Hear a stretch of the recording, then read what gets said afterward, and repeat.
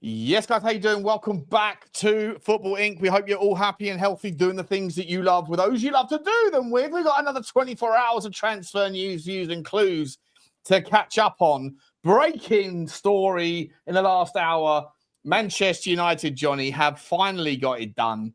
They finally have. They shit themselves. They were scared about Newcastle and Tottenham stealing their boy, and that Brentford were looking over their shoulder. Guys, look over your own shoulder, especially if you're looking over it into an angle where the like button is.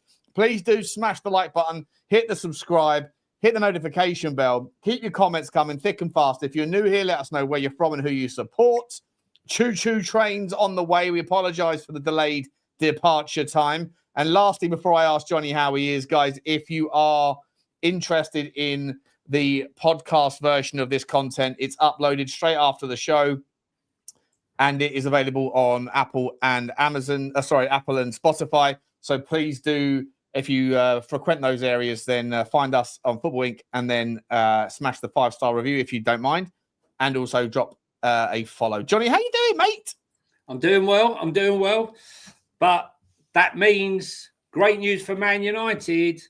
But unfortunately, it's the cock block time, Sean.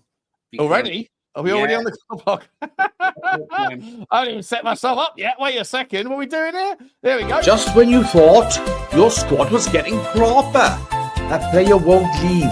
They call that cock blocker. I'm afraid Vissa to Spurs looks like he's dead in the water. I don't know how far advanced Spurs or Newcastle were. Obviously, Newcastle went for Ekitike and realised that it was a no-go because he was definitely going to go to Liverpool. So then they switched. They looked at Vissa. Spurs were already talking to Vissa. I'm not sure how that's going to work. But now they've done the deal for Mbeumo, which I think is a fantastic deal for Manchester United. And let's be honest, right? Up front now, Manchester United look deadly. That's my opinion, right? Mbeumo, right? Only behind Mohamed Salah. Expected assist 9.2, but unfortunately, people weren't finishing their dinner. So those numbers, are worse than his assist numbers could have been much higher. But if you look at the power index, both himself, Cunha, and Bruno Fernandes are right at the top. And I think Man United looking very good in attack. They'll still look to get another striker, but at the back. But meanwhile, there's a cock block. Newcastle now, another one they're going to have to move away from. And also for Spurs now, if we were looking at Vissa, I think that's dead in the water. Unless Brentford have got something up their sleeve that they're not telling anyone. But £70 million for a player. He's got 2 years left on his contract, Star, by the way. So a comment in there saying they only thought there was only 1 year. There's actually 2 years left on his contract. Vissa has 1 year left on his contract with 1 year option. Here we go. Train's here. Apologies for being late. Listen, I don't get me wrong, Johnny. I think that There's a few, Sean. Well, that comes in a second. Oh, I shall do it right now. We'll start off with Super Sticker breakdown. Choo-choo! Oscar's jumped on board as well. Where are we picking you up from? We've gone to Northern Ireland. I'm not sure where you are, Oscar, but let us know, buddy. Drew Zilla's in the house as well. We're over to Kansas City. Which I forget which side of the state he's in because there's two states. Is it Missouri on one side and Kansas the other of the state line there? But thank you very much, Drew. And also, Drew has become a member of the channel. We love to see it, Drew. Thank you very much indeed. If you want to let us know where we're stopping you, we'll pick you up, guys. Sorry for the delay in the departure. Do apologise. We're trying to get ourselves parking tickets at Reading for tomorrow's pre-season friendly, and it's a nightmare. It's a nightmare.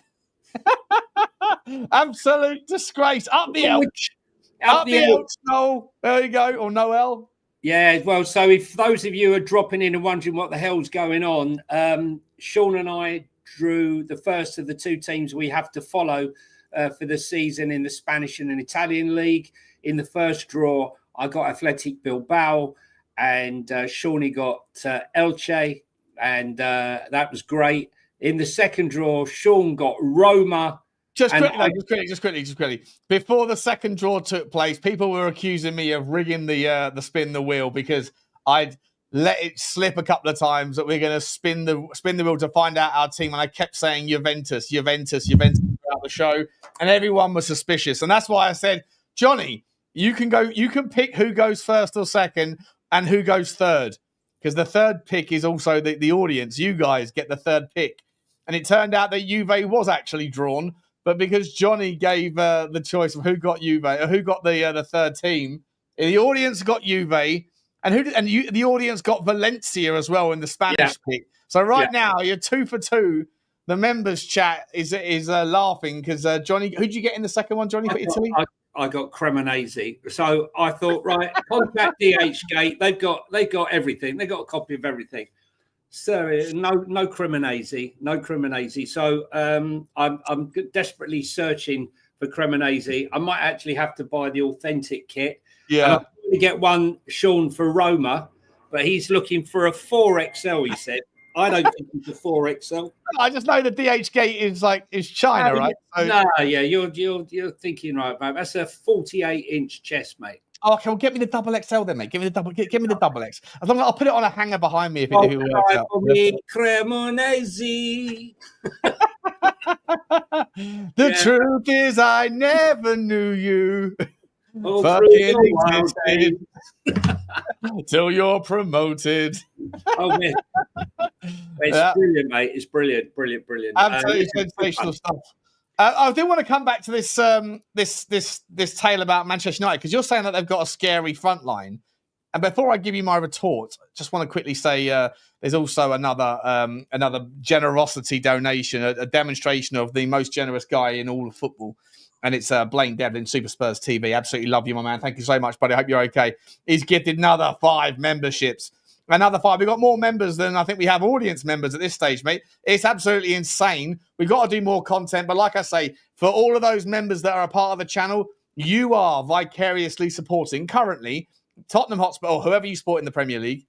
And then on top of that, you're also vicariously supporting Valencia and Juventus. You guys have got the luck of the draw today, or so far. In a couple of days' time, we'll be doing the German teams and the French teams and the Portuguese teams. We got a whole European squadron for us to be supporting. It's going to cost Johnny and I an absolute fortune. Nobody ever said I've spent a fortune on DHgate, apart from Johnny and I. Yeah, it's not. But look, let me clarify what I was saying about their attacking line looking very dangerous. Matheus Cunha is an absolute genius on the football, right? And Brian Mbeumo, his finishing and insisting is deadly, along with Bruno Fernandes. So those 3 are going to cause trouble. The problem they have is obviously Højlund is not good enough, right? And they're trying to get rid of him to Inter Milan. Xerxes probably will stay. But in the meantime, it's been rumored Manchester United are looking at Ollie Watkins or Dominic Calvert-Lewin or any other player that they can get their hands on. There was a late rumour yesterday that Manchester United, I don't know whether they've suddenly released some money, were looking to see if they could join the Ekitike dogfight, but there's not a chance that they're going to go to Man U over Liverpool. Sorry, Man U fans that are out there. Not at the moment, the way Liverpool are, Champions League and the rest of it. So I look, it's not perfect. And let's be honest, Sean, we have said, haven't we?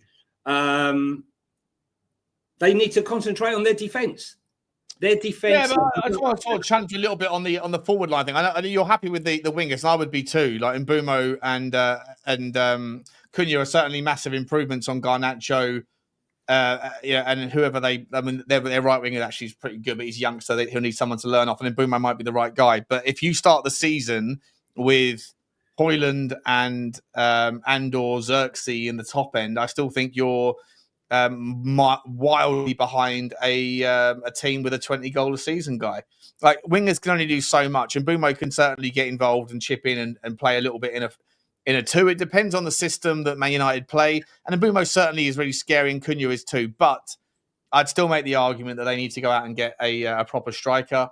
And look, we've got some reports to go through with that regard. But it's amazing, isn't it, that they've signed 2 really top draw players, but you could still make an argument that they got 3 or 4 more players that they need to sign before they've had a good window, because they haven't got their goalkeeper resolved. They don't have a centre back that's a proper baller, and they need a striker. And you could even make the argument that they could do with a midfielder as well, depending on what their intentions are. So Manchester United, I don't remember a season really where going into the season, for them to have a chance of being a top 4 team, they needed to sign 5 first team starters. And I feel like that's where they're at. They're 40% of the way through, but they've still got a lot of work to do, in my opinion. Yeah, I mean, look, they have to start somewhere, Sean, right? And, I just think that attacking lineup is full of creativity and is going to cause trouble. But you have to stop goals at the other end. And they need centre-backs and they need a goalkeeper. Exactly, Sam. They need a goalkeeper and a striker, a top striker. I think they will get a striker, but can you convince Ollie Watkins to leave Aston Villa to go to Manchester United and play second fiddle, or will he play alongside Cunha? Because Cunha, don't forget, some of Cunha's best performances last season were never as a striker, was as a 10. If you look at the stats, his stats at 10 were fantastic. So I think another striker, like an Ollie Watkins with the Cunha behind, and Bruno Fernandes and Brian Mbeumo is a terrifying thought. I've got to be honest with you. But midfield, holding midfield, Ugarte, I think probably will definitely be solid there. For me, it's their backs. Their defense is weak as anything. Let's go to the next link, Sean. I think. But before we do, because I'm not sure where to go next, mate. I'm just looking through the Twitter sphere, and there's some wild things, and I think I'm going to have to go in a certain direction first. But there's going to be a pivot to a story that isn't a transfer news, views, and clues. It's about the World Cup and a rule proposal change that is just actually quite insane. So at that, before we do that, we got some more super stickers and super trains to pick up.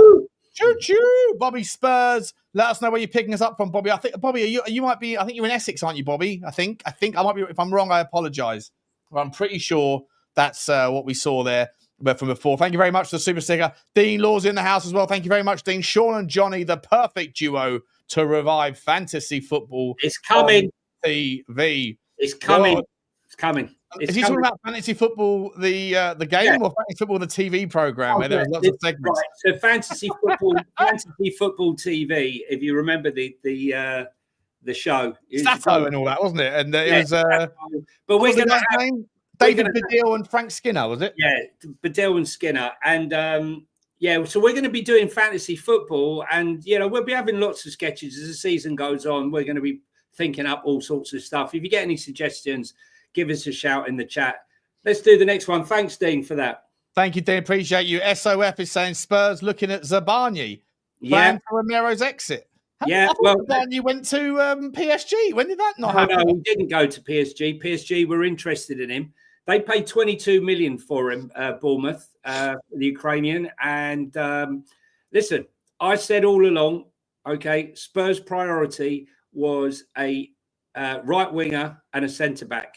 And people looked at me like I was a bit of a lunatic. Now, I don't know whether Tokai was that centre back. I can't see it being the case, but I wouldn't be surprised if he was a target.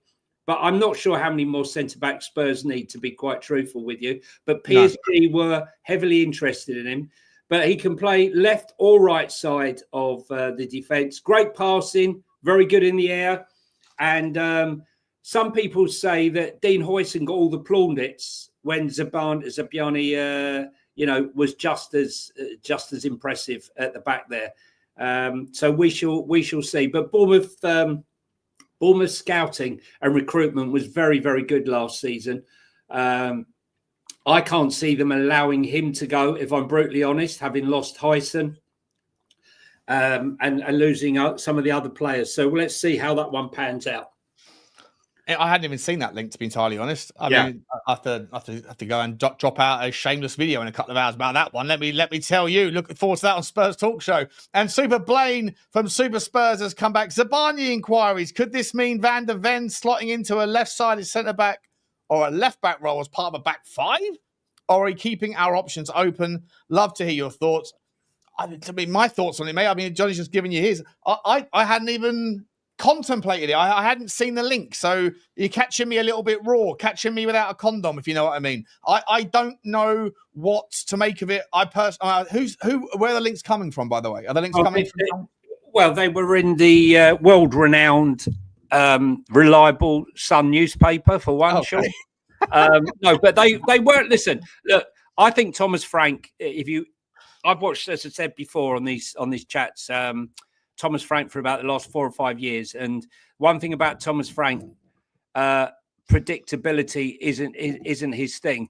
I've seen him play 3 at the back, 4, 5. I've seen various different formations, and I've seen it change mid-game. So I would 100% think that there is a very good chance that we will be playing 5 at the back with 3 centre-backs. Every chance, but not for every game. He takes every game as an individual game and looks at the setup, his team, his squad. We're not going to see eat, sleep, repeat what we saw under Ange Postecoglou. I'm not trying to disrespect him, but there was one way of playing.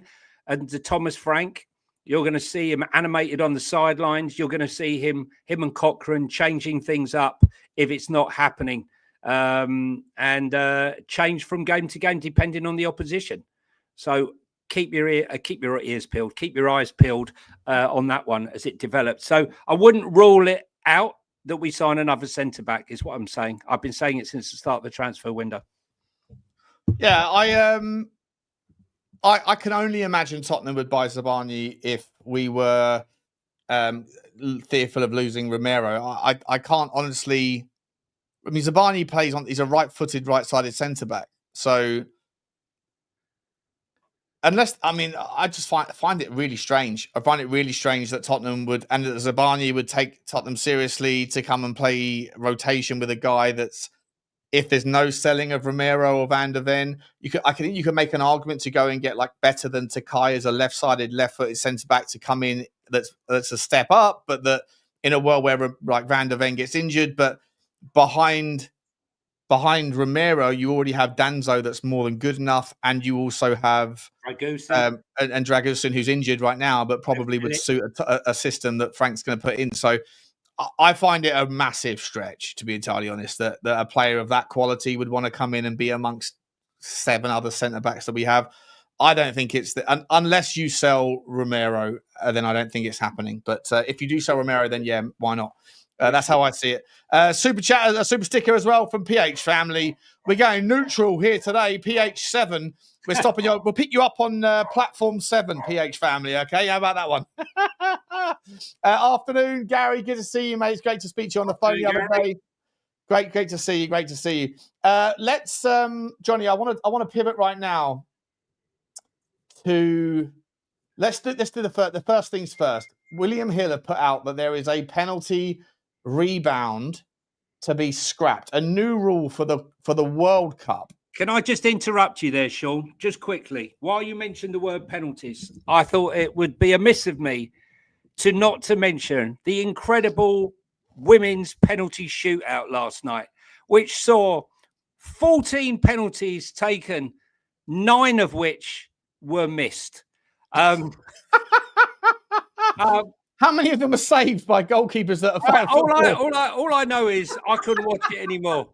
I was the Swedish girl. I didn't see the game, but I heard about it. Yeah, right. The Swedish girl stepped up for the crucial penalty. You know, she couldn't afford to miss it. I think they're still looking for the ball. It went that way over the things. I'm just look. Oh wow! I find it shocking, right? Look, I've said this before. It might be controversial, but most male goalkeepers, I would say, are in the range from about 6'1" to about 6'7", 6'8", depending, right? From one extreme to the other. But on the average, 6'1" and above. Why are we looking at women playing in the same size goal when they're like on average 5'5" to 5'7"? Clearly, it doesn't matter if they can't hit the corner of the net. Sure. So I was thinking, I just think that we should the goals should be shrunk in relation to the size. It's not a sexist thing. It's just like, to me, it's a common sense thing. But watching it last night, it didn't really matter. It didn't matter last night. This is the thing. Like, I personally, I haven't seen the game. I've heard. I haven't even seen the penalties. I heard about them. When you said that there was 14 penalties, I thought you were going to say they were all scored because the players can put the ball into the corner of the net, that there's no chance the goalkeeper can dive and reach, right? But if they were all missing, if 9 of them were missed anyway, then how many of them were missing the goal? Well, that's the thing. So I gave that pitch beforehand, right? I was the whole speech before the penalty shootout, and then made to look like a complete mug, right? Because they couldn't. I mean, 4 of them were saved. The Swedish keepers saved 4 of the English ones, I think it was. Who won, by the way? Who won? I don't know. Who won? England won. Did we? Oh, okay, cool. Yeah. Sorry, I know this might sound rude, mate, but I've got absolutely zero interest. Ron scored the winner. Listen, I'm an aficionado on women's football. I have watched probably 3 games in the last 4 years. So I feel like I'm qualified to talk on it. They both lost. They both lost in life. It's a growing game. 3 million people that watched it lost. They lost 2 hours of their life. Look, no disrespect. No disrespect. Like, just like I'm not interested in reading fiction books. You don't have to be interested in everything. I'm not interested in female football. Sorry, I'm just not interested in it and the slightest bit. But congratulations, I wish the women's football team. I'm sorry, with anyone, women listening to woke Sean there. I'm a great supporter of the women's game. I might have only watched 3 games in the last 4 years, but I wish them all well and good in the called semi-final and then the final. Congratulations to you. Congratulations to them. Let me know how it goes. Let's move on to this story, mate, about the penalties, right? So the penalties are different conversation, but in the actual World Cup that matters, the men's football, they've announced a new proposed rule change where during the game, penalty rebounds, non-shootout penalties, penalty rebounds will be scrapped, which I think that means that essentially a penalty is a dead ball situation that has no live play afterwards. So you either win or lose. You either score the goal or it's a goal kick. I think that's just crap. I mean, who sat there? Is this Arsene Wenger? They paid Arsene Wenger to work within because I mean, is he dreaming this stuff up in his sleep? It's penalties. No need to change it, right? There's no need, right? They're outside the box. If the ball bounces up, that's football. You're taking away the incidences and the crazy things that happen in football. You know, the goalkeeper saves it, comes off his legs, it bounces in the air, and somehow someone runs on and heads it in, or it comes off someone's knee. That's all part and parcel of football.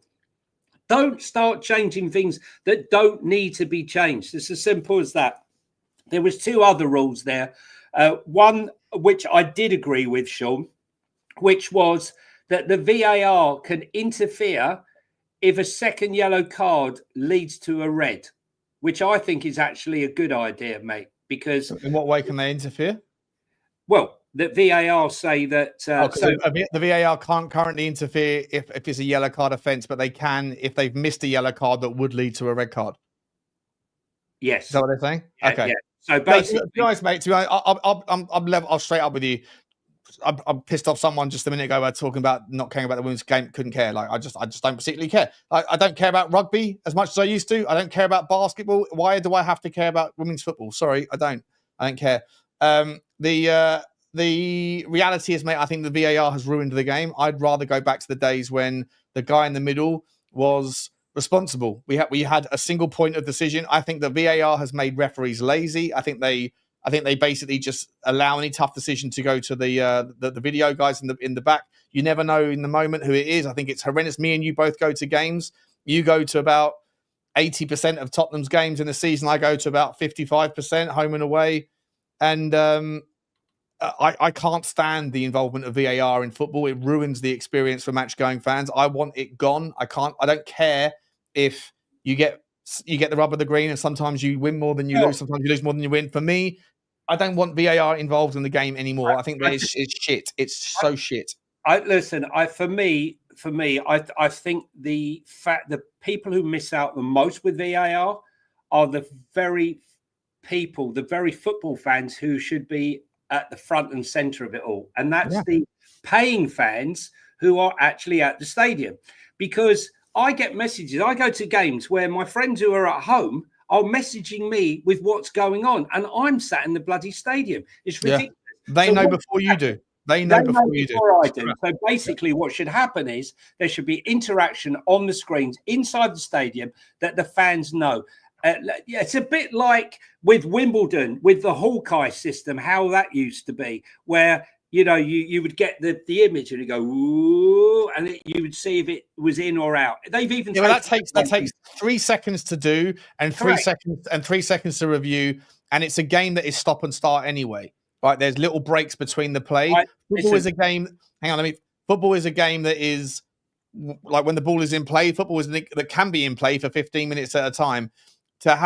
You have injuries that can happen from long delays that are unnecessary. You have a terrible experience for the match-going fans. You have this theatre, this facade where the guys in, when it does go to VAR for a mistake, they send the referee over to the sideline to look on a camera just so that the referee doesn't have to look like it's not his decision, even though he's going to overrule it. And that wastes another 60 seconds that doesn't get added on. It never gets added on to the point it should. The whole VAR thing is stupid. And the worst part about it all is that sometimes in life, Johnny, you want to be able to blame someone that is not the opposition for the problems in which you have and the injustice in which you feel. And the guy, like, when was the last time you ever heard the referee's an anchor? You can't do that with, like, you hear FVAR, but it's not the same. You want to feel like the animosity that the home fans or the away fans feel towards the referee can have some sort of impact in the remaining minutes of the game, even if it's futile. You, as an irrelevant observer of the game of football, if you feel there's been an injustice, you want to be able to feel like you singing that song might be able to give you a chance of getting the next 50-50 in your favour. You can't do that when VAR dictates the game. It's shit. It's so bad. There are certain elements of VAR which I accept. Just for clarity there, guys, obviously fans pay to watch at home, right? But they're not paying £100 a game, right? They're paying for their season ticket. They're paying for their Sky or the TNT or whatever they use, right? But what I'm saying is in the stadium, the fans that are paid to sit there and pay through the nose haven't got a clue what's going on. They need to go to Stockley Park, and we need to hear it in the stadium, the conversation, because as Sean says, what is the point of the referee going to the monitor? It's pointless. We know 60 seconds of wasted time. What's the point? What is the point? We know what he's going to say. How many times have you seen the referee go, no, I disagree. I think you're wrong. I'm going to stay with my decision. You don't see it at all. You just don't. Let me ask this, Johnny, right? Let me ask you this. To simplify the equation, do you think that every single fan, before VAR was a thing, do you think every single fan of whichever club they support would make the argument in the pub on a Friday night or a Sunday, whenever, they would make the argument that they are always cheated by the referee, that it doesn't even itself out, that they are always on the wrong side of the 50-50s?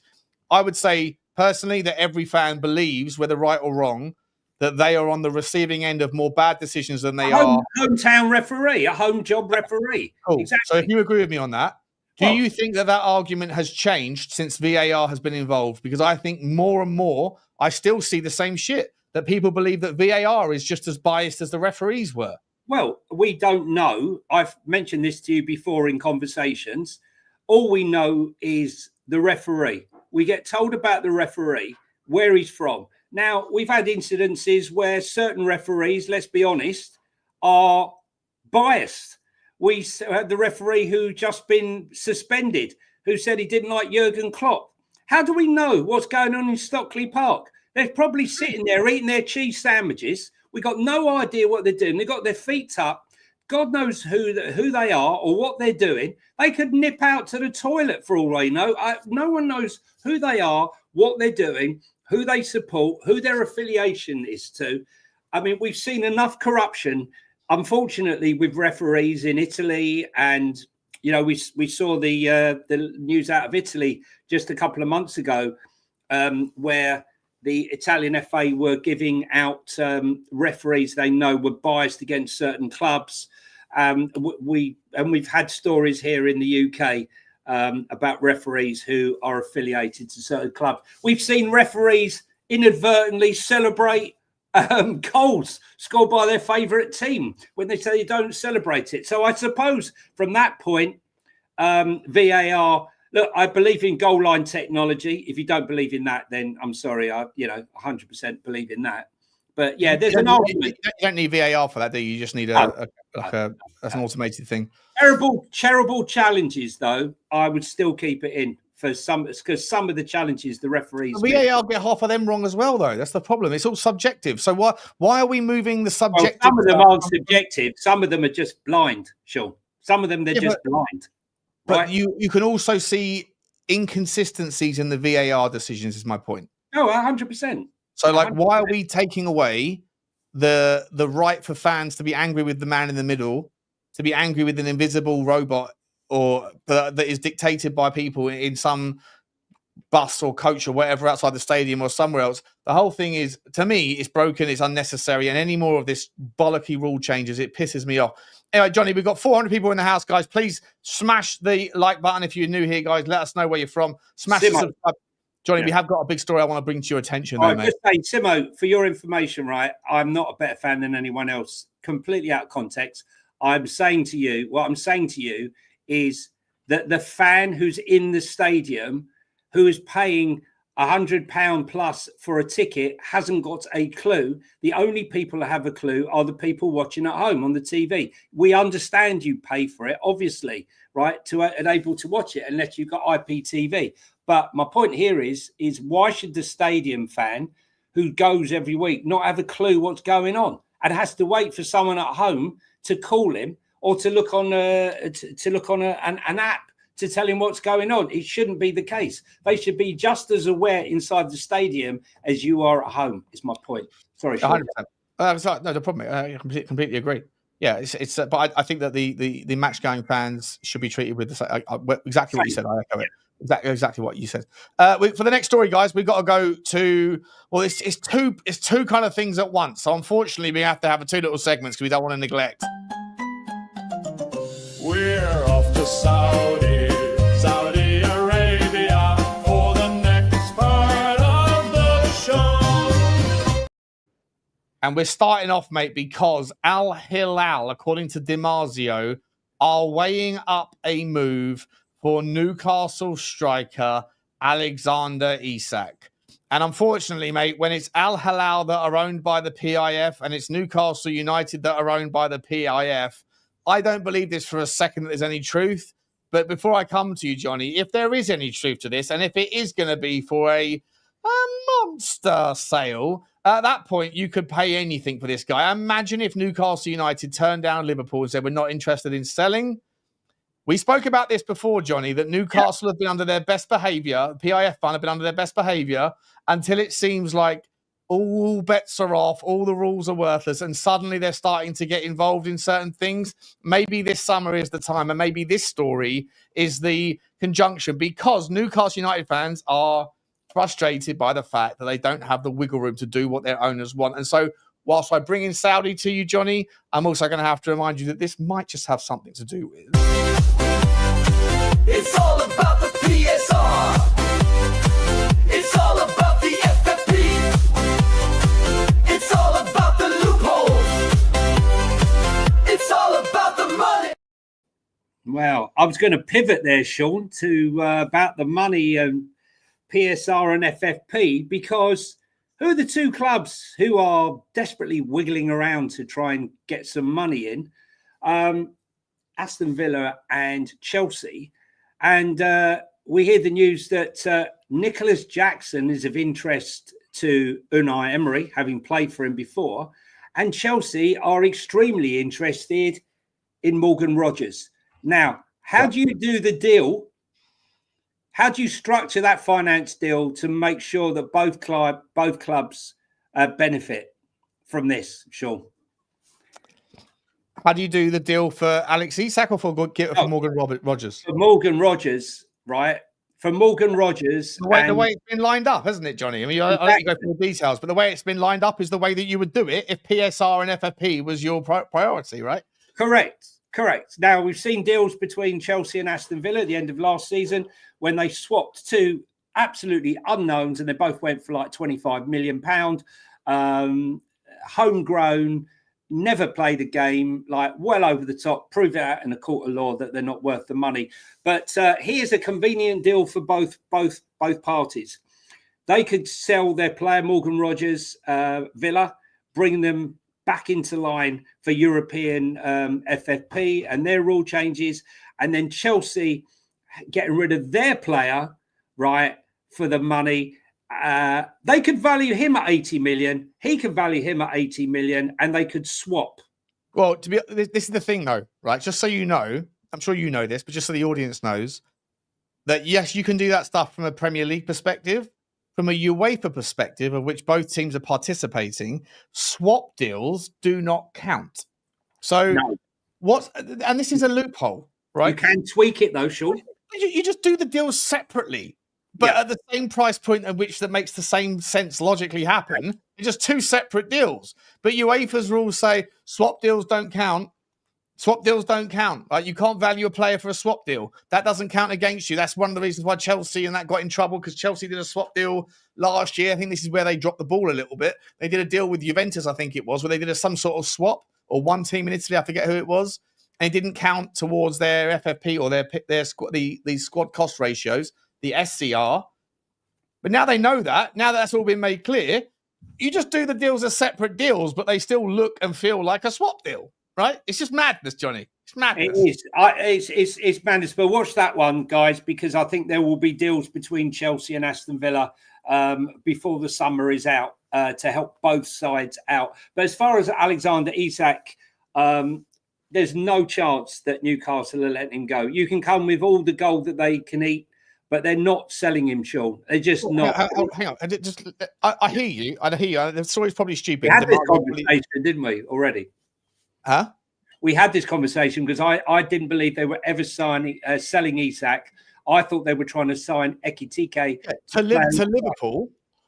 But if PIF and Al Hilal are owned by the same club, the same company, same PIF, yeah. We see what happens, mate. It's a fucking you do £250 million transfer, and 6 months later he's loaned back. I'm not saying that it's going to be as obvious as that. But at the same time, Newcastle have been on their best behaviour with regards to things that they could do that they haven't done. And they've seen Villa do it. They've seen Chelsea do it. They've seen City do it. They've seen everybody doing these things and getting away with it. And I think that they didn't do it because they didn't want it to look obvious.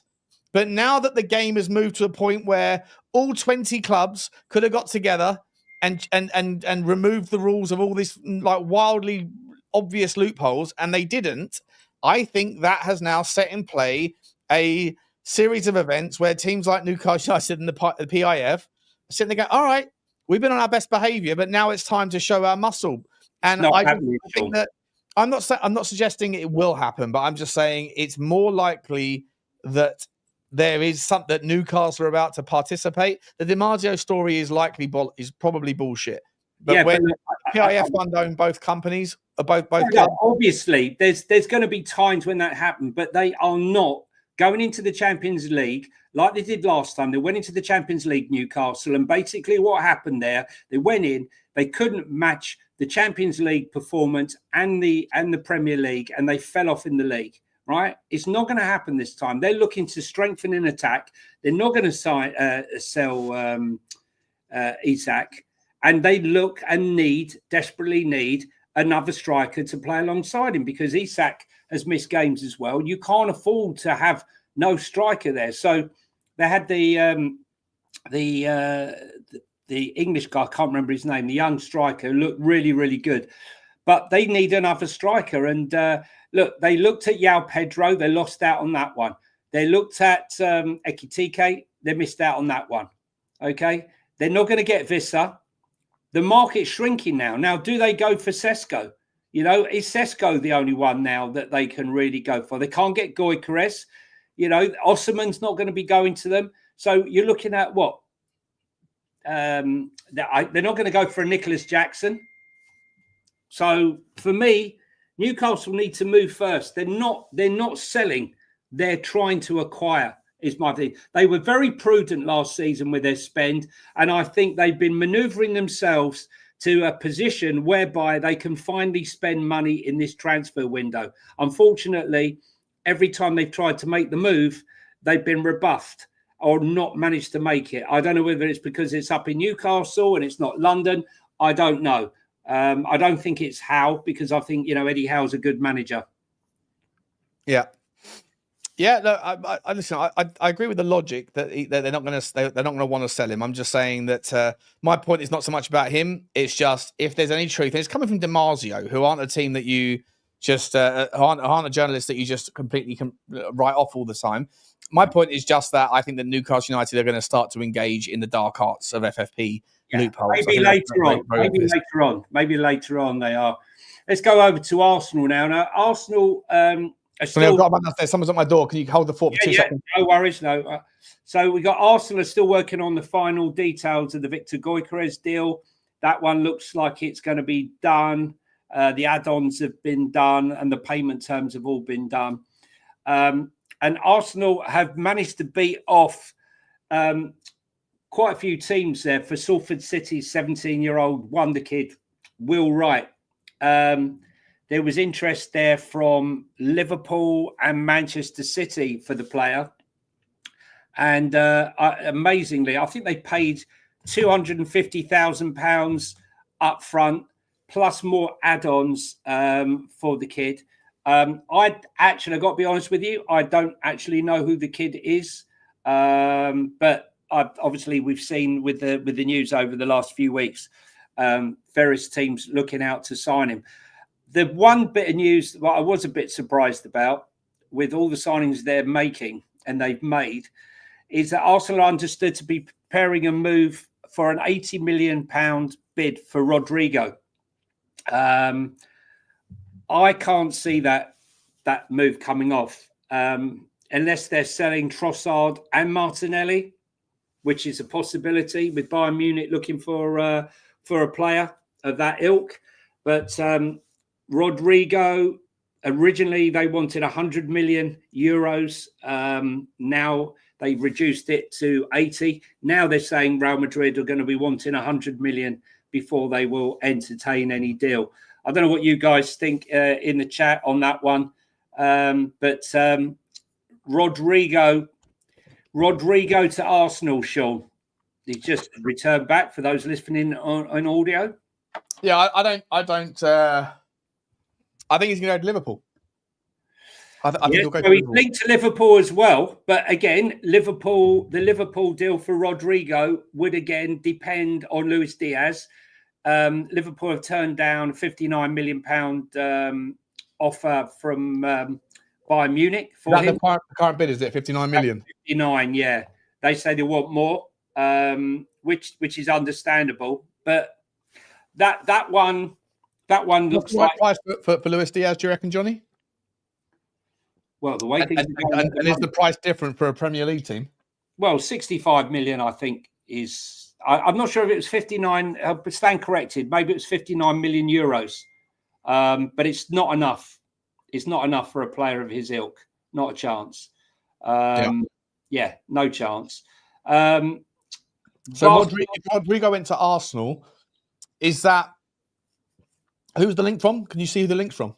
Yeah, the link's from. The link is from Mark Bruce, caught offside. But there's also the link from the Liverpool side from Rodrigo as well, from the same source. Liverpool have a very strong interest in Rodrigo, who's increasingly likely to leave Real Madrid this summer and will be an ideal replacement, for, as I said, Luis Diaz. So where does Ekitike fit in then? Well, does Ekitike fit in as a replacement for Darwin Núñez? Yeah. Well, Darwin Núñez, there's an issue there because Darwin Núñez waited 70 days to go to Napoli. That deal with Victor Osimhen has dragged on for 70 days and Napoli have had enough. Yeah.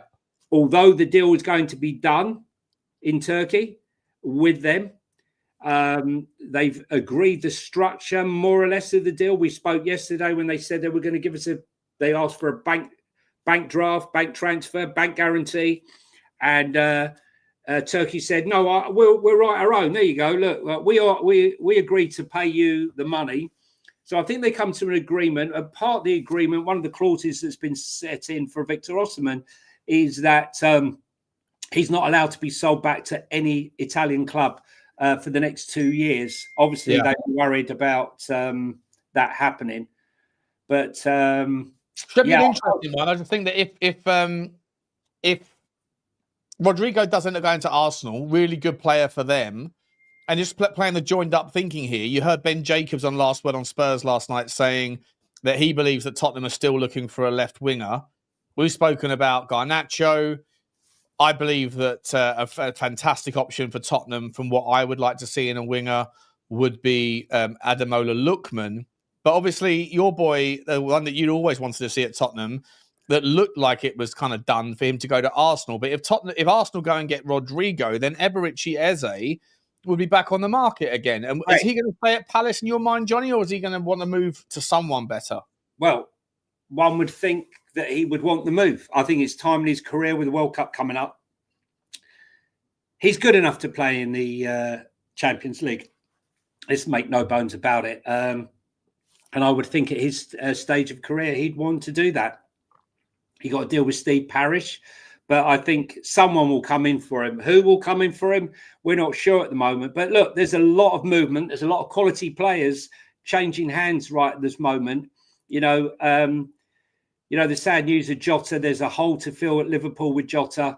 We know Darwin Núñez needs to go off. Now, will Darwin Núñez, I can't see Darwin Núñez, in all honesty, wanting to go to Saudi at this stage. I know he'll definitely be of interest to Saudi, but he had his heart set on going to Napoli. That one's now dead, as they've signed the striker from Udinese, Napoli, to fill that void. They've all but agreed everything there. So I can't see Darwin going there now. So where does that leave him? Will another club come in? Will Newcastle come in for Darwin Núñez? Well, no, but he's going to go somewhere. Is he going to go to Italy? Who's going to afford? He's not good enough. I think he's proven he's not good enough for the Premier League, in my opinion, or not for the top. He's not. I don't think he's a Premier League, Champions League team player. 40 million. They're going to ask for him. Maybe he could be in rotation for Newcastle. Maybe he could be he's not a bad Callum Wilson replacement. Yeah, but if he was wearing a Tottenham shirt, I wouldn't feel confident when he's in the 9 playing. If you were to offer me him or Richarlison, I don't know who I'd pick, to be honest. I think they're both like not my favourite type of players. Not a huge fan. I just think you can get in. I just think if you can get in Darwin Núñez's head, right, that basically, you could have a player on his hands. He gets in the position, but he's just panic stations, absolute panic stations. But listen, we shall see. It's going to happen. It's going to happen. Diaz, they said he's not for sale. But ye protest too much that he's not for sale. Meanwhile, you're looking at signing Ekitike. You're looking at signing Rodrigo. You're trying to get rid of Harvey Elliott. You're trying to get rid of Darwin Núñez. There's a lot of money coming out of Liverpool. So there is. Just quickly, big up to Benny Kaufman for his raid, and Tottenham on tour. I think at the same time, double raid. I'm not sure if it's one raid. I don't know. But thank you very much, Benny boy. There he is. Appreciate you, mate. Appreciate everybody. Smash the like, smash the subscribe. We're talking about all sorts of things. At the moment, we've got to talk about like this story, mate, with regard to Eze. I think that Eze is still available. I know we've just been sort of finishing the Núñez story, but if Arsenal do go in the Rodrigo space, which to me, for what it's worth, I think is more like what they would want, and it's probably more exciting. I'd love it if Tottenham are still looking for an Eberechi Eze, Johnny. If Tottenham are still looking for a left winger, could they end up like with Eze not being the guy that they identified at the start of the window, but still being able to kind of recycle it and go back round again? I mean, and he'd be fantastic, wouldn't he? Like, imagine him off the left if you knew that Sonny was leaving at the end of after the Korean tour, and then you had, I don't know, let's say a fully fit James Maddison in the 10, Kudos off the right, Morgan Gibbs-White in the 8, and the Arden Jashari in the 6, or something like that. Or a Paulinho in the 6, and then a little bit of time in the 9. Tottenham Hotspur suddenly mean yesterday, Arsenal were linked with Paulinho from Build. That makes any sense. Right. Well, nothing makes sense, Sean, until it does make sense. And the thing is, we're the last to know. For all we know, right now, Arsenal might be plotting, get rid of Trossard, get rid of Martinelli, get rid of some other couple of players that we haven't even thought of. I mean, even Arsenal fans were thinking that someone was trying to buy Saka. They were trying to buy that many players. So one never knows until you know. No Spurs fans. Whilst we don't know, that whilst there are unknown unknowns. There are no unknowns. There are known knowns. There are things we know we know. We also know there are known. I'm not going for the whole 25 seconds. No, you can do the knowns and the no-knowns. Look, you may be... I completely lost. Let me ask this, mate. Let's pivot. Let's pivot for a split second. We can come back to Eze. I want to talk to you about this question here right now. Sunderland and Bournemouth have both made a bid. Because Sunderland are after it. So this is the second. This is the. Have we had any news on Granit Xhaka yet? Because they're trying hard for Granit Xhaka. He looked like he was going to go to Saudi. Yeah. But so that story's gone a little bit quiet for the time being, for the last couple of days at least. Saudi, Milan are still interested in him, but Milan are also interested in Jashari, but they can't afford it. They don't want to pay the 45 million. They're looking at Granit Xhaka. Sunderland have gone in that direction. But Sunderland have already signed a player, mate. Yesterday, over £100 million so far, guys. A lot more than that now, mate. Joe Bellingham. Joe Bellingham went for 40 odd million, and people thought, they're just spending the Joe Bellingham money. No. They've gone way, way, way above that. Is it 6 signings they've made already? So this is their 6th, right? Yeah. I'm about to show you, and they're about to come in with a 7th, who is an absolute future rock star. But this is the 6th one. A player, before I bring this up, a player that Tottenham were looking at I think it was last summer or 18 months ago. And I did a Y-Scout review on him, and I actually thought he was brilliant when I looked at him. And then it all went quiet. And that is Armand Lauriente from Sassuolo. Right? This guy's a winger. Tottenham were looking at this guy. Lauriente is I don't want to use superlatives here, but I remember writing my thing, Tottenham interested in this magician. But the thing that I thought when I watched him is his speed, is the way that he can suddenly wrap his ball over a foot, like he's sort of slapping a fish around someone's face. He's like, like when someone slaps someone around the face with a fish. He's the way that he can sort of drift his foot over the ball and then pivot into a certain direction and go. This guy has got speed of feet that is really impressive. He's got output. He's classy. He's a powerful runner. I think Sunderland have signed someone that I think will be a really, really exciting watch. I haven't followed him the last 18 months, but when I did a review on him, like I say, 2 years ago, whenever it was we were linked with him, I was like, this guy looks like a cracking player. Sunderland have gone for him. And they've got that deal done, which now means, mate, that they have Talby, the Bruges winger / forward, who scored a couple of goals against Atalanta. They've got our old boy Romain Mundle, and they've got this guy, and they've got that Diaby fella, that massive 6. This will be their 7th signing, and then this guy. They're about to go for this guy. Sunderland and Bournemouth have both made a £23 million bid to sign. Here's one for you for the accents. Sorry, not for the accents. For Johnny. Before I tell you how to say his name, let's see if you can read. You can see it highlighted there. How do you? Oh, hang on, you just closed it there. There you go. There they go. Okay, before they Diagate. That was my Not best bad, Welsh accent. Not bad. Diakite. Not bad, though. Yeah. They're very good. Very good. A little bit like Ekitike. Diakite. He's a really good. He's so versatile. He can play left back, right back, both sides of the centre backs role. Mr. Versatile. A little bit like your mate from Feyenoord, who was what was his name? The guy was the right back from Feyenoord that we were looking at for the years. Do you remember that I'm talking about? Yeah. Yeah, it'll come to me. It'll come to me. I should know it. It's just at the top of my head. Begins with H. No, not H. Yeah. Who's the guy? Who's the right back? He's not. Is he at Feyenoord anymore? No, he's not. Went to is it Leipzig? He went, didn't he? Mr. Anyway. Versatile. Gerstruder. Well done. Well done, KVN. Good work. We used to wax lyrical about Gerstruder for quite a long while. Very flexible. He can play as a 6, can play a right back and right centre back. Good player. And this guy Diakite, mate, from what I saw, I saw this last night. I was like, I'm sure I've seen that. I'm sure I've been filtering people out on Y-Scout, and his name's popped up 2 or 3 times when I was looking for different players. Cracking player. Anyway, Lille want 30-odd million quid, and one of Bournemouth or Sunderland want him. If Sunderland get him, mate, that'll be 7 new first-team level signings this summer. 7. A lot of change for Sunderland to go through. There's the risk of too much change as well. But Sunderland are having a cracking go. If you're a Sunderland fan right now, you should be a happy boy, right?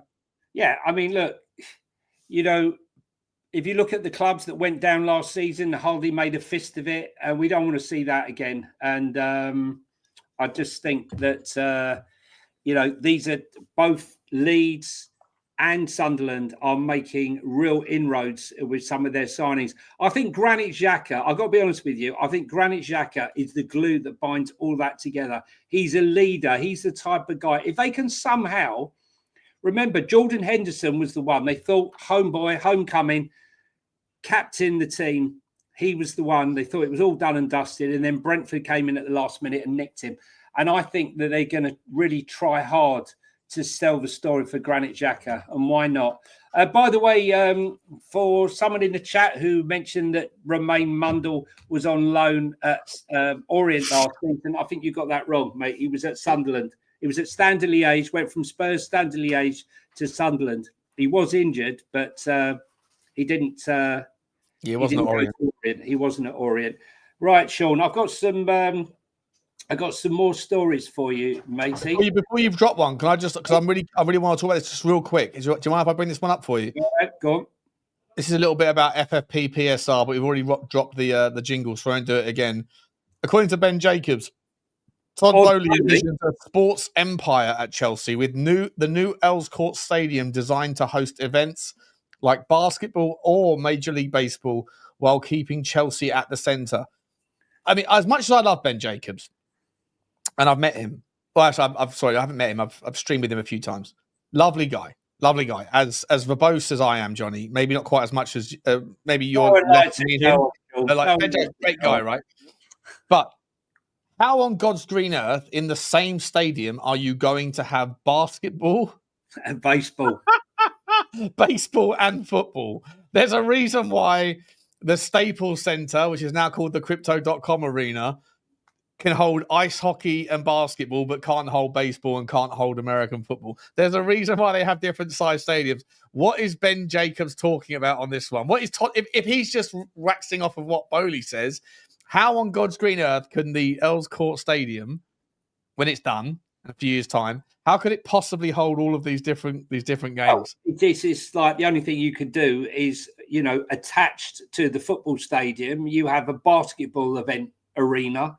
And then you're going to need another arena for Major League Baseball, because if you've ever been to baseball, and I have, you need an open space. Can you imagine the baseballs clearing the thing and landing down the King's Road or the Fulham Road? A net over the top, a retractable roof, just a retractable net. If you throw enough crap at a wall, it will eventually stick.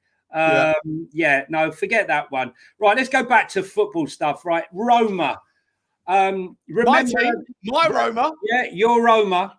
Remember what are we up to? Remember Evan Ferguson, the £100 million player that Brighton wasn't going to let go. It looks now, according to Fabrizio Romano, that Evan Ferguson could be on his way to Roma. It wasn't originally thought that he was going to be on loan, but they are trying to do a deal to do this permanently. So we shall see. RB Leipzig are working on a deal to sign Shakhtar Donetsk Brazilian midfielder Marlon Gomes. Initial bid has been made and Shakhtar have rejected it, although Leipzig are expected to return for the highly rated 21-year-old.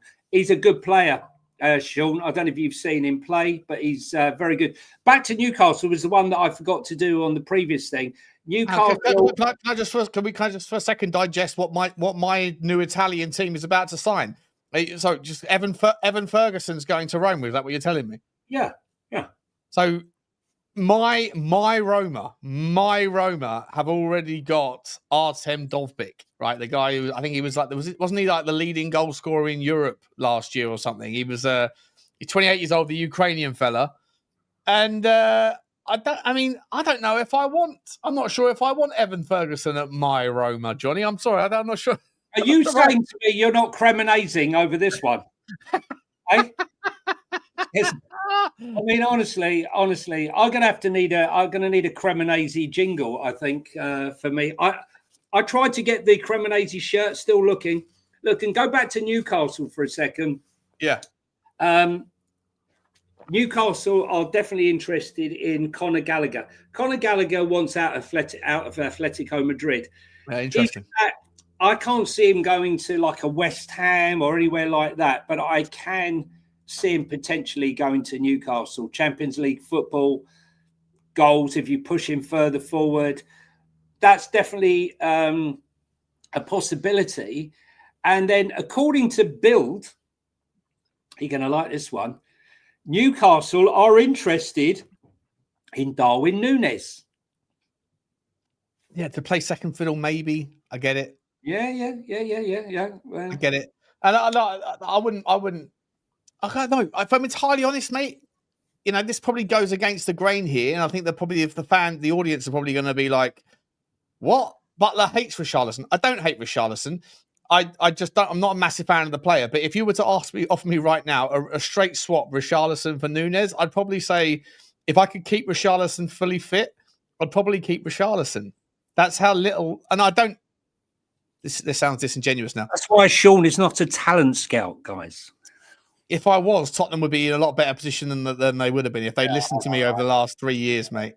Yeah. Some of the players I've picked. He's not known as Sean Wyscout Butler for nothing. 100%. Sometimes the football gods are not shining on my ability to disseminate. You know what? That's Wyscout. Why? Not Y. WH. WHY. Can I bring out a new program called House Scout, which is basically look on YouTube for a few like highlight reels and then go, yeah, I love him, get him in. Yeah, Sean loves a YouTube special. Right. Also, news for Manchester United, Ollie Watkins is still in the mix. Listen, if they can get rid of Højlund to Italy, which they're trying desperately to do, then obviously Ollie Watkins becomes a thing. I can't see them signing Dominic Calvert-Lewin, which has been linked. I can't see it. Just can't see it. Manchester City, Freddie Laurie has passed his medical. The under-17 England captain has now joined Manchester City from Aston Villa. No fee for this one. I'm sure Aston Villa will be trying to get 25, 30 million for him. But the one done deal is Sfai Naipan. Moved to Manchester City has been officially announced to the club. In the chat there, it's been mentioned a few times that Spurs should maybe look at this player. It's a player that's played in the Premier League before, but it looks like Adamola Lookman is to Inter Milan. Looks like they've really going to make this happen. They've made an opening 40 million bid. However, Atalanta are looking for 50 million euros, Sean. 50 million euros. Seems everyone's 50 million now. Yeah, but look, listen. Again, this is just my take, and given your previous messages about my ability to scout players, you might not take it very seriously. But when I dialed up the Y Scout and I was looking for players that I think would be a great fit as a left winger, and this wasn't the first time I did it on yesterday. I did it live on a video yesterday, or live in recording on a video a couple of days ago when I was making the argument for Garnacho, dialing all these players up. The only player that I think that was in that's gettable, Ademola Lookman, I think is a baller, and I think he's got Premier League experience. He's proven. He's improved as a player. If Tottenham Hotspur wanted to drop 50 million or whatever 50 million euros is in pounds, what's that, 42 million pound? I think you have a real player there. The only problem, mate, for me is, does he want to come back to England? And also, if you do go and do that, you have to bank on Tottenham Hotspur moving on Emmanuel Solomon, who, as of right now, there's no noise. That the whole noise to Leeds has completely dried up. Sonny, all the noise is that he's not leaving. Richarlison. Can we talk about Richarlison for a second rather than Lookman? Going back to Richarlison. Richarlison is in training, mate, and he's I know. ready to go. But the guy on TalkSport said, the guy, I forget his name, someone in the comments will let me know, the South American correspondent for TalkSport. Mike Vickery, thank you. He came on and said that there's genuine interest from Fluminense, Palmeiras and Fluminense for him. Good, and they want to pay big money because they got big money coming in from the Club World Cup. Like, what are you saying, Johnny? No, just can't see it. Can't see it, mate. Just can't see it. I'm sorry. No, not at the moment. I think he wants to play. He wants to play for the in the World Cup for Ancelotti. Who would you rather see Tottenham? Why do you keep coming back to this? You keep coming back to Richarlison. Well, because he's a member of the squad. I know, but there's a squad of about 35 players. Yeah, and I don't prejudice. We spent the last month and a half talking about Solomon. We disagree on him as well, but I still think he has to go. I think Sonny has to go. I'm not prejudiced. So he goes. So you get rid of Richarlison, which you're desperate to do. Who are you bringing in that's available? Any number of about 400 tell me. players. Give me. Well, Visser is one example. Oh, Visser's not going anywhere. Visser's not going anywhere. We don't know that. We don't know that. Well, you do. Well, you more or less do. No, we don't. So who else are you bringing in? Any number of hundreds of strikers out there. Okay. Dusan Vlahovic is an option. I'd rather have Vlahovic than Richarlison. I'd rather have Osimhen than Richarlison. I'd rather have Osimhen's not coming. Osimhen's not coming. Sesko. If Sesko's going to Newcastle, why can't Tottenham go after him? Yeah, okay. So £80 million. Do you think Spurs will spend 80 million on him? Not if we spend 80 million quid on Adam Wharton, no. But if we spend 25 million on João Palhinha, then yeah, it can happen. Yeah, listen, look, all I'm saying is Mikel Tadzi's an option. He's like 30 million quid from Lyon. Why not go and get him? You're one player focused. There's a whole host of players. Johnny, I'm not. There's a whole load of players that need. You're focused on me thinking. You think that I'm focused on him because he's your boy. But no, because I'm also focused on exiting Solomon. I'm also focusing on exiting Sonny in the front lot. I'm also more than happy to say bye-bye to an Odegaard on loan. I'm also happy to see Mikey Moore go out on loan. I'm very happy to see the back of Bentancur and Bissouma. I'm very happy to see the back of Romero. Because you like Richarlison, I'm happy to see 12 players. You mention him repeatedly is why I mentioned it. I've mentioned have I not mentioned Romero? Richarlison go, right? If Thomas Frank looks at him and says he's got to go, but if he's going to go, we're behind the curveball. We should be right in there getting the striker now. The only reason I'm asking is because when I say like Richarlison leaving, you just shake your head like it's not happening. Well, I'm just saying to you, if he goes, he goes. But you got to let Thomas Frank decide whether he wants to keep him or not. And if he is going to get rid of him, he needs to get rid of him now, right? To get in another striker because the skittles are going down. The strikers. Why do you think I'm focused on one player? Because you keep mentioning him. But have I not mentioned Solomon? Yeah, well, those two are the two that you mentioned. Have I not mentioned Sonny? Yeah, well, that Sonny is a given, is it not? No, because he doesn't want to go either. Right. Okay. So it's exactly the same situation. No, hang on, I don't want to move on because you're making out like I've got a prejudice against Richarlison, but I could name you 6. No, I don't. I could name you 6 players in our current starting 11 that I'm happy to move on. I'm happy for Sarr to go. I'm happy for Bentancur to go. I'm happy for Bissouma to go. I'm happy for Romero to go. I'm happy for Sonny to go. I'm happy for Solomon to go. And I'm happy for Richarlison to go. I'm not prejudicial against Richarlison. Centre-backs? Yeah, Romero, I'm fine to see the back of. And I'm happy to see the back of Ash Phillips. I'm happy to see the back of Domington. What I'm saying to you is, why can't we wait to see what happens with Thomas Frank? Should we not wait and see what Thomas Frank thinks? Yeah, mate, but we're like, this is like a comment that I get in my channel going, Sean, why are you trying to sell all our players? Let Thomas Frank decide. I'm like, well, what's the point of a channel unless you're going to speculate? No, we are speculating's fine, but it's just the same. It's the same one striker and the midfield. One striker and one midfield, one winger is predominantly the part of the conversation. Is all I'm saying. Anyway, moving on. Would you rather I include Solanke in the sales pitch? No, I'm just saying. Because Solanke's not going anywhere, is he? If you had to choose one of those two to sell, who would you sell? Well, you'd sell Richarlison on colour and form, 100%, because he hasn't done it. You know, I know you think I hate Richarlison, but I literally said 10 minutes ago that I'd rather keep Richarlison than it was a toss-up, Sean. It was a toss-up. You had to wait. You had to wait. Hey, listen, can we go to Turkey now? Let's get to Turkey, Sean. Let's go to Turkey. Where shall we? This is the Turkey segment. The Turkey segment of the show. Here we go. So Besiktas thought that Kyle Walker-Peters was done and dusted, going to Besiktas, and West Ham did a Tottenham and nipped in and have stolen him. And we've got a here we go from West Ham, from Fabrizio Romano. I think it's a good signing for West Ham. It's about their level. Sorry, West Ham fans, if you're in the chat. I think we do have one West Ham subscriber. So listen, look, it's not a problem. I think it's a good signing for them. But an interesting one from Fenerbahce is a player that's been linked to Spurs for about the last 4 years, or maybe more, and that's Milan Skriniar, who is making Fenerbahce his clear priority, while club-to-club talks remain. Discussions continue to take place over his transfer fee. That's from Fabrizio Romano.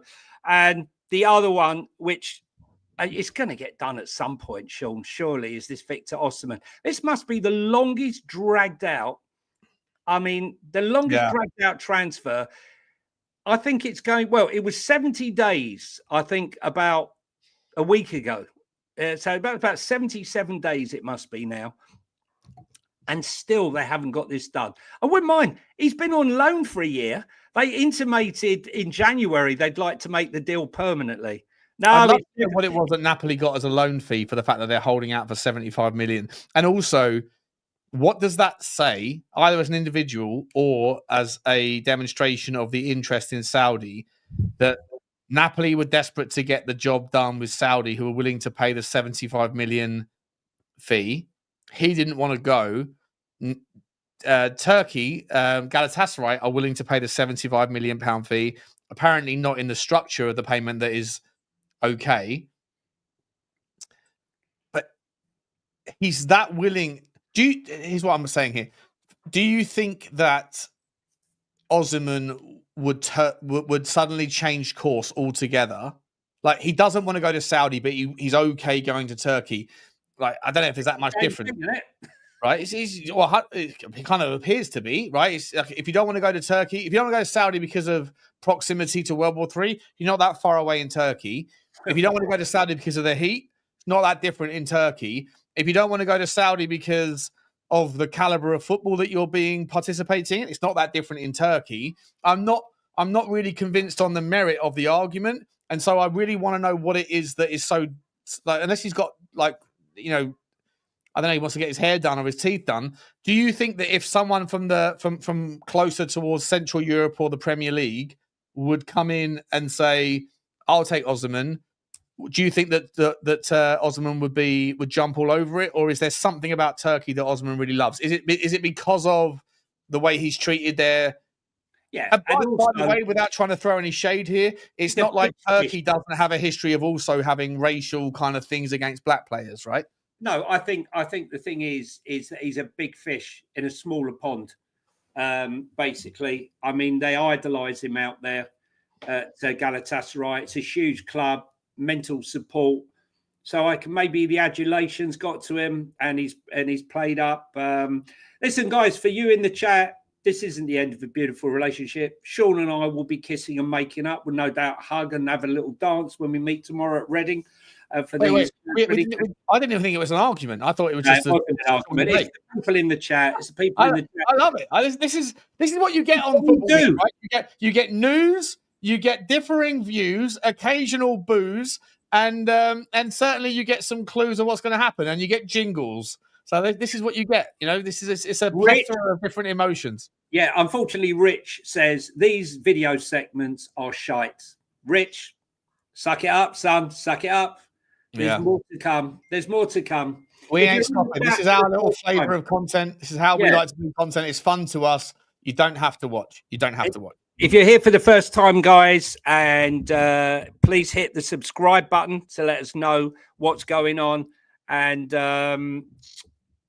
what was I going to say to you? The other thing is, of course, hit the subscribe button. If podcasts are your thing, guys, then you can find the links to Apple and Spotify and that in the bottom. Oh no! He's done it again!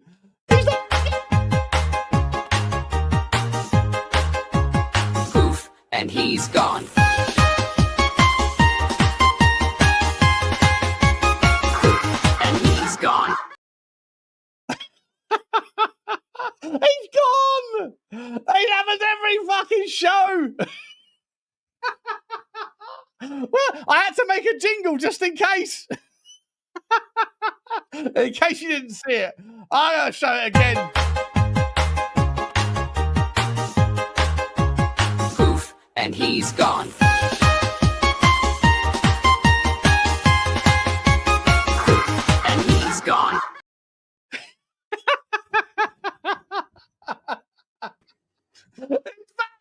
Johnny, what did you press? What did you press? I don't know what's going on. It's good for him. It just exits stage right. I don't know what happened. It must be a magic. Honestly, this isn't a great advert, Apple, for your Macs, mate. Honestly, I was hoping I'd never have to show that. I thought you'd have figured out whatever it is that you're pressing. Is that's the first time you've seen it, right? Because I added that to the stream a couple of days ago, 3 or 4 days ago, I think it was. And I was like, next time it happens, I'm going to pop it in. It must have been the argument. It must have been the argument overheating. I've got a couple more stories out of Chelsea. What isn't a day without Chelsea eBay? Chelsea on eBay selling and buying players. Chelsea left back Ben Chilwell, Sean, looks like he's leaving, and Leeds United are interested. That could be quite a good move for him. No? Who? Sorry, Ben Chilwell, left back. Yeah. He's Premier League level. Chilwell, he's injured a lot though. If Leeds United get him, that's actually another really cool move. Yeah, that makes a lot of sense to me. I'm not sure who Leeds United's left back currently is. I don't know who Leeds left back currently is. Well, they signed Chilwell's definitely Premier League level. Yeah, but he's always injured. So and Chelsea have got Cucurella. He's never going to get the minutes, is he? So. And the other one, I can't see this one personally, but it's been reported by 2 or 3 different sources here. Is Chelsea are interested in Kim Min-jae from Bayern Munich. I just can't see it. The guy's injured so often, Sean. Yeah. I just don't see it. I don't see it.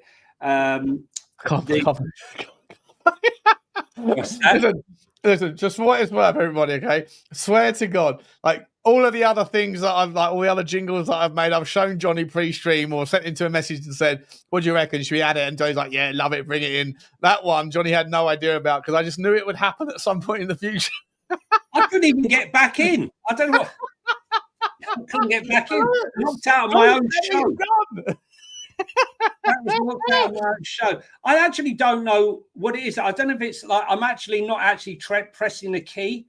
I'm actually on the touchpad, so I'm not quite sure. Yeah, I think what you're doing is I think if because I've done it before as well. I think if you happen to like drag 2 or 3 fingers on the Apple thing, if you drag it from the left or the right, I think it like moves you out. Like it basically sends you back to a previous version. Wasn't happy, Sean. It wasn't happy. It just wasn't happy. I'm gonna look it up afterwards because I'm so glad I got a chance to use it. I'm so glad. Well, what was I going to say? I think right now I just checked to see whether there's any last minute transfers. Guys, if you are in the chat and you haven't hit the subscribe button or you're listening in audio, please hit the follow and give us a review. That would be great. I don't think there's anything else. I've got a couple more here, mate. That's what I want to talk to you about.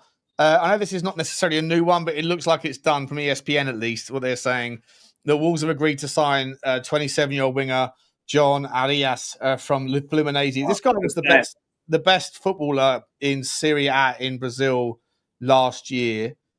He's a little bit old to be moving to the Premier League. It's an unusual one, isn't it? He's a bit of a late bloomer in football, but an absolute rock star. I'm not sure. I don't know where what country he plays for. Is it? He's not Brazilian, is he? Is it Honduras or something? I'm not sure where he plays, but cracking player and a really, really good. This is the Cunha replacement, I guess, is it? Yeah, I mean, no one knows if he has an Arias or not, but he is a very good player. And if you'd have watched him in the Club World Cup, you would have seen, he really was one of the stand-up players, along with Richard Rios. He's Colombian as well. He didn't know that. It's all right. He's Sean's learning the game. Sean's learning the game. Well, we'll keep him up straight and narrow. Listen, we all make mistakes. I make mistakes. Sean makes mistakes, but that's why you're here in the chat. It's funny because I actually asked you, Johnny, where he was from, and it's interesting how you danced around the question until someone put in the chat. So. Yeah, I do a lot of dancing, Sean. I do a lot of dancing and disappearing for no explicit reason. It looks like Fulham are going to try and make the deal for Reece Nelson permanent. Reece Nelson, at one stage, was the hottest player in England, one of the hottest young talents. Hasn't really fulfilled all his potential, in my opinion. Could be doing better. Definitely could be doing better. Also linked, I see there in our chat, they're saying that Spurs are being linked with Lacroix from Crystal Palace, which is really interesting because they sold Anderson. Glasner sold Anderson for £35 million to Fulham. And Glasner identified Lacroix from Wolfsburg for only £18 million, came straight in the centre-back and looked absolutely outstanding. And they're saying that Spurs are interested in him. That could be an interesting move because he really did have a fantastic season alongside Mark Gahey last year. Yeah. And there's also rumours of Mikey Moore having interest from Borussia Dortmund. You can understand why, because they were interested in him before he signed his pro contract. And I would say, though, again, this is up to Thomas Frank. Thomas Frank will decide whether or not he wants Mikey Moore to be part of the squad for the season. The concern for me is, will Mikey Moore get the game time? He's got invitations and interest from Davis up at Birmingham and Mason down at West Brom and a lot of the other clubs there. I can see him playing in the Championship, but Borussia Dortmund, would that not be ironic that he didn't, if he did go to Borussia Dortmund, he wouldn't make the Spurs squad for the Champions League. Yeah, I don't want to see him go. I don't want to see him go, but then I don't mind him going if it's leading to a certain outcome. But I actually think that this could be under Thomas Frank a situation where he gets used in the right place at the right time. I think that last year there was this like desire from Spurs fans, this demand that he should be played, ahead of certain other people, ahead of Matisse Tell and all that stuff. And I stand true to my opinion. I don't care if I offend people with my opinions, but I feel like he hadn't necessarily deserved it. But he's 6 months older or a year older this season, and I think that he will benefit largely from the options.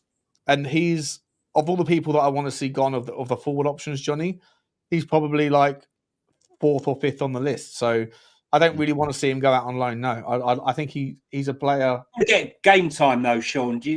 That's the thing. There's no point him being in the squad and getting, like 6 games over a season.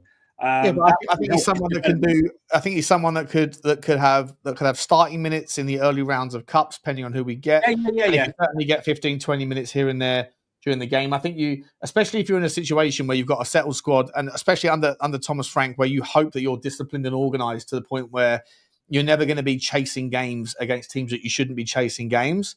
And then if you're in comfortable positions where you're 2 or 3-0 up, that's the time when people like Jurgen Klopp always brought on their youngsters to give them 10, 15 minutes, right? To say, like, there's very little jeopardy of losing the game at this stage. Let's now throw on some of these guys and see what they can do. And we never had the chance to do that last season because we lost 22 games. So, and even the games that we won, we were very rarely comfortable. And even when we were comfortable, he still didn't play those kids and give them the chance. So the thing is, though, bearing in mind, let's have some perspective here. He was 17. He played the whole of last season. He was only 17 in August last year. He's going to be 18. He's had more minutes than Phil Foden had at the same age. Correct. So, he's been brought along at the right pace. Look, I'm a huge fan, as I've said on this chat before. I saw him play at 15 years of age, and I just jumped up and said, "Oh my God, I've just seen Paul Gascoigne, with that barrel chest, bouncing through 3 or 4 different players." He's an incredible talent, and I want to see him nurtured in the correct way. There's one signing from a club who I go on. Sorry, I'm so sorry, guys. Completely forgot about the super chats. This one came in an hour ago. Enes, I'm so sorry, mate. Do apologise for that. On our part. He's NSG says from Denmark. I think that is Danish Kroner. Thank you very much. He says, "Will Frank play 3-5-2? We are linked to lots of centre backs." Johnny, what's your thoughts? 100%, but we won't play it every game. We'll play it in the games that matter, that suit the system to counteract or get the best of the team we're playing. We won't see one system, one size fits all. It's just not going to happen. That's what I'm excited about with Thomas Frank. Thanks for the super chat. Thank you, mate. Denmark. Appreciate you, buddy. Let us know where you're from in Denmark if you're still watching, Ennis. And I'm sorry for waiting so long to get to it, mate. Just slipped my mind. Mr. Pox Office, how's those Pox coming on, bro? He says, "Love you all. I suggest a Serie A right wing, left wing wheel spin." I'm not sure what that means. Or a right wing politics? Or is that like footballers?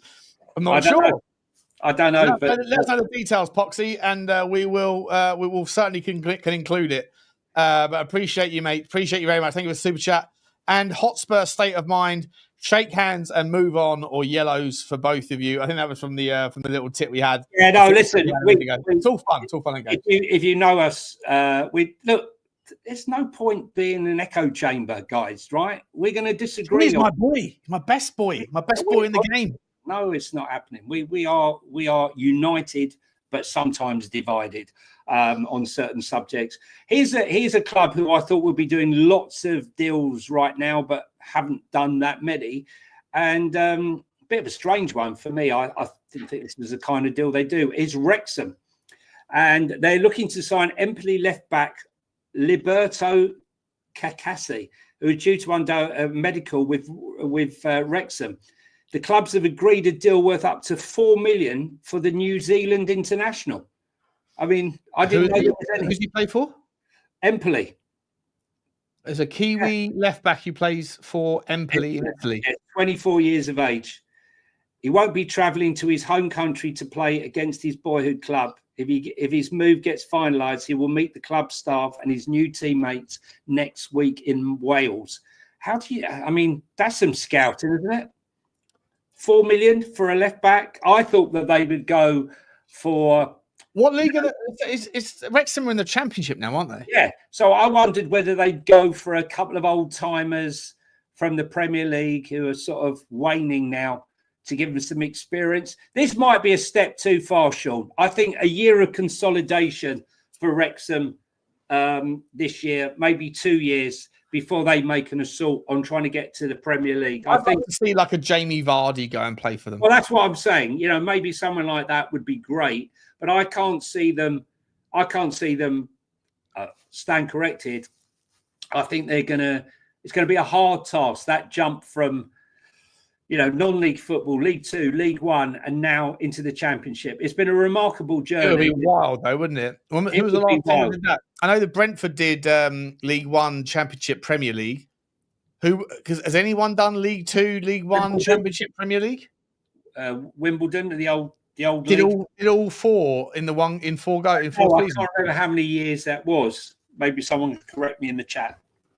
But it would be a remarkable achievement. I think it's Christian Eriksen to playing.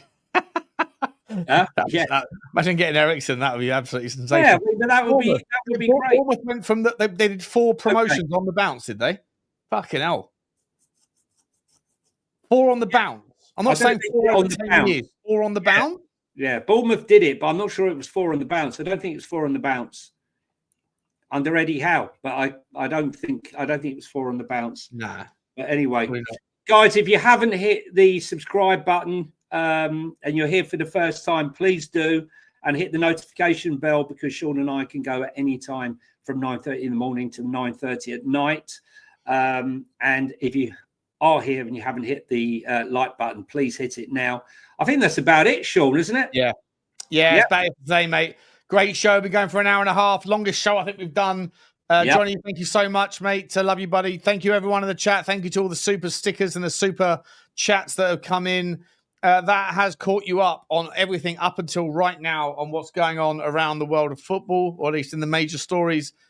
Please, guys, smash the like, smash the subscribe if you haven't already. We'll see you tomorrow. But on top of that, if you are interested in the audio versions, then please don't neglect the links in the description to Apple Pods and to Spotify. We are trying to grow that stuff as well. So if this is your thing, this show will be downloaded as every day. If you don't see it live and you want to catch it when you're taking the wife for a walk, then you can see it literally after this. In half an hour, it will be on Spotify. And we got another super chat there at Clapham Station.